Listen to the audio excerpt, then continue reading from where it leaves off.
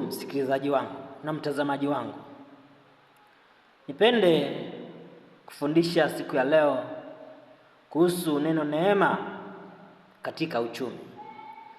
Mungu anasema nini kuhusu neema katika uchumi? Neema katika uchumi ni msaada au baraka ya upendeleo wa Mungu unaomsaidia mtu au jamii fulani kuendesha maisha ya kiuchumi kwa mafanikio, hata uwezo wa kibinadamu unapokuwa mdogo.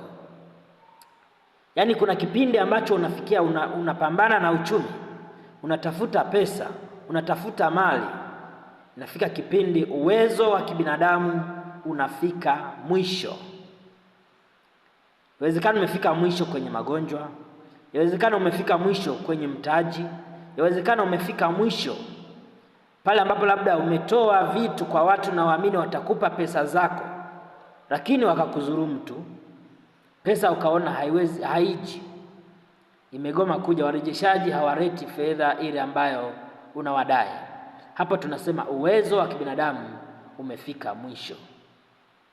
Sasa neema ya Mungu inaleta msaada, inaleta baraka, inaleta upendeleo kwako kusimama kukutetea.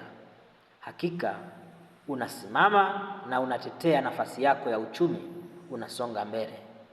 Kwa hiyo ni dhahiri kwamba ukifanya shughuli zako za kiuchumi bila kutegemea neema ya Mungu, kufanikiwa kwako kutakuwa kudogo.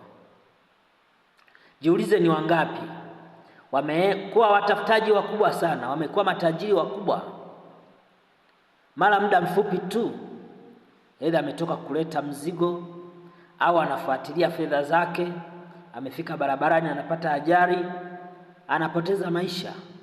Lakini wewe muda mwingine umeshika safari zako saa 8 usiku, umeshika safari zako saa 6, umeanza kusafiri saa 1 asubuhi usiku, unakimbizana na gari, unaendesha gari kuanzia saa 1 mpaka inafika asubuhi, unaendesha gari, kuna kucha mchana unaendesha gari, au unafuatilia mizigo yako sehemu ya mbali.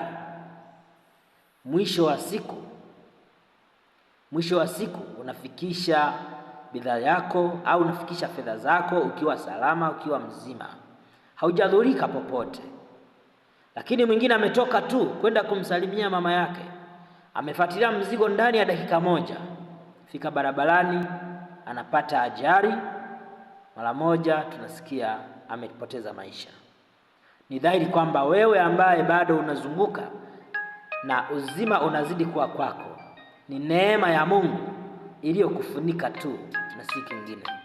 Kwa hiyo neema ya Mungu uishike na umkubali Mungu kwamba atakusaidia katika maisha yako. Mungu akubariki na ulinde neema. Amen.